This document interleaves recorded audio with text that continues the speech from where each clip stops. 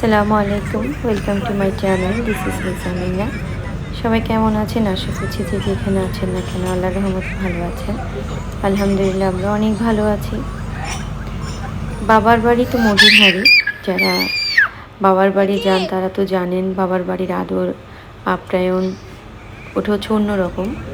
তো লাস্ট আমি অনেক দিন হয়েছিল আব্বুর বাসায় যাই না, মানে প্রায় ফেব্রুয়ারির দিকে আমি আমার বাবার বাড়িতে নায়ক যাই। তো এবার গিয়েছি কোরবানি ঈদের পরপরই, কারণ ভাইয়ারা বাচ্চা কাচ্চা সবাই আছে, ঈদ করতে সবাই যেহেতু চিটাগং এসেছিল, তো সবাই মিলেই একটু মানে কোরবানি ঈদের পরপরই সবাই আমাকে রিকোয়েস্ট করেছিল যেন আমিও আসি। সব ভাই বোনরা, ভাইয়ের বাচ্চাগুলো, ভাবিরা সবাই যেন একসাথে একটু থাকতে পারি, সেজন্য চলে যাই কয়েকদিন থাকার জন্য। তো গিয়ে দেখেন ফায়দানের কী অবস্থা। ফায়দানকে নিয়ে, ফায়দানও ছোট্ট ফায়দান কিন্তু এখন বড় হয়ে গিয়েছে।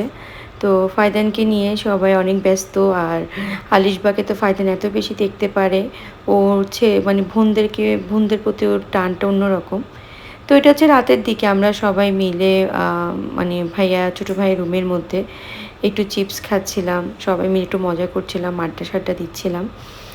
এদিকে ফায়দানকে নিয়েও খুব মজা, আরও তো আছে সারাদিন মানে টিভিতে কার্টুন দেখা, নাহলে মোবাইলে কার্টুন দেখা, এগুলোতে ব্যস্ত থাকে। এদিকে একটা মানে এটা হয়তো ট্রেন্ড বলে এখানের মধ্যে বাচ্চাদের, মানে এটা একটা খেলার একটা, এটা যাদের বাচ্চা আছে তারাই জানে, এটা প্রতিটা ঘরে ঘরেই আছে। তো এখানের মধ্যে আলিশবা ঢুকতে পেরেছে, এটা অনেক বড় একটা ট্রেন্ড। তো ফায়দান এটাতে ঢুকতে খুবই ভয় পাচ্ছিল, তো এটা মেবি ফায়দানকে কেউ একজন গিফট করেছিল। তো এটা ইউজ হচ্ছে না দেখে আলিশবা বলেছে এটা খুলে দিই, খুলে এখানে রাখি, তাহলে এটা ফায়দান ইউজ করবে। তো এখানের মধ্যে অনেক বলও ছিল, তো ফায়দান বলগুলো নিয়ে অনেক মজা পাচ্ছিল, কিন্তু ও সেখানে ঢুকবেই না। ইমের খুব চেষ্টা করছে ওকে ঢুকানোর জন্য, বাট ও ভয় পাচ্ছে আর কান্না করছে, না সে ঢুকবে না ঢুকবে না। তাকে অনেকভাবে বোঝানো হয়েছে, তার মা বোঝাচ্ছে, তার ভাই বোনরা বুঝাচ্ছে, কিন্তু সে বুঝতে রাজি না।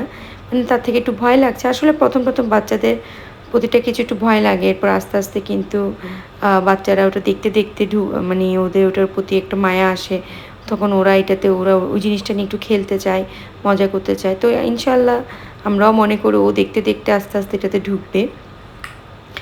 তো মানে আসলে ওরা আছে বিধে আমাদের বাড়িটা একদম, মানে বাসাটা আগে তো একদম বড় ভাইয়া চলে গিয়েছে, ও বাইরে থাকে, মেজো ভাইয়া বাইরে থাকতো, তো বাসাটা পুরো খালি থাকতো। ফায়দান আসার পর থেকে বাসাটাতে একটু প্রাণ ফিরে এসেছে। এখন ফায়দানও একা হয়ে যায় যখন মানে ভাইয়া আপুরা যখন চলে যায়। তো যখন ওরা আসে পুরো আমাদের ঘরটা, মানে মানে বাচ্চা সব যখন আসে, ভাইয়ারা আসে, ভাবিরা যখন আসে, আমাদের বাসাটা পুরো ভরপুর হয়ে যায়। মানে একটা আনন্দ ঘন মুহূর্ত চলে, প্রতিটা মুহূর্তে সবাই খুবই মজা পায়। আর যখন চলে যায় তখন সবারই এত বেশি খারাপ লাগে। এবারও সেম চলে যাওয়ার সময় সবারই প্রচুর খারাপ লেগেছিল। আসলে এটাই তো নিয়ম যে বেশি দিন একটা জায়গায় থাকে না। যেহেতু ভাবি ভাইয়ার কাজ আছে, ওরা যার যার গন্তব্যস্থানে শেষে চলে যায়। আর ঈদ করতে সবাই যেহেতু এসেছিলো, সবাই খুবই মজা করেছে। আর এবার যেহেতু বাবার বাড়ির কোরবানি ঈদের গরুটা আগে কিনা হয়েছিল, তাই বেশি মজা ওরা পেয়েছে। দেখেন ফায়দান এখানে একটু ঢুকার চেষ্টা করে, আবার ভয় পায়, ভয়ের জন্য ঢুকতে পারে না, এই হচ্ছে কথা। তো ফায়দানেরও এখন একটু সিক, ও রিসেন্টলি ও পড়ে গিয়ে হাতটা ভেঙে ফেলে, তো পুরো হাতে প্লাস্টার করা আছে। সবাই ফায়দানের জন্য একটু দোয়া করবেন যেন তাড়াতাড়ি সুস্থ হয়ে যায়। আর এই দেখেন সকালবেলার এটা ব্লগ। ওকে মানে ওকে মোবাইল দিলে মেনলি ও আমাদের কাছে আসে, না হলে আসে না। আমার কাছে তো টোটালি আসতে চায় না। তো আমি কি করি, ওকে মোবাইলে লোভ লাগিয়ে আমার পাশে আনি, এরপর ওকে আদর করি যতটুকু করার আছে। ওকে একটা বেলুন ফুলিয়ে দেওয়া হয় রাতের বেলা, সেই বেলুনটা নিয়ে সে যে কী না করে। ওরকে দেখেন ওর পায়ের মধ্যে বেলুনটাকে ঢুকে রেখেছে, হাঁটতে পারছিল না। তো এগুলো আমি ভিডিও করছি আর এত মজা পাচ্ছিলাম আমি এগুলো দেখে দেখে। তো ওর বেলুন নিয়ে ওর অ্যাক্টিভিটিস এত সুন্দর যে ও হাঁটার চেষ্টা করছিল, ও এটাকে নিয়ে এটার উপর বসতে চাচ্ছিল, মানে অনেক কিছু করছে। দেখেন ও বসতে চাচ্ছে, ও এটার উপর বসার চেষ্টা করে, কিন্তু ওর এসব দেখে এত মজা পেয়েছি আমরা। তো কে ছোট্ট ফায়দান এখন বড় হয়ে গেছে, আর দুষ্টমি ওকে যেন কেউ শিখাই দিয়েছে, কিন্তু না, অ্যাকচুয়ালি ওকে কেউই শিখাই দেয়নি, ও নিজে নিজে এগুলো করছে। দেখেন ও বসার চেষ্টা করছে এটার উপর। তো আমি ছোটো ভাবিকে জিজ্ঞেস করেছিলাম সাবরিনাকে যে কি এগুলো কি ওকে কেউ কেউ দেখিয়েছে কি না? ও আসলে না, ও বলছে না আপু কেউ ওকে দেখায়নি, ও নিজেই নিজে এগুলো করছে। লেংটু পচাটা কত দুষ্ট হয়ে গেছে।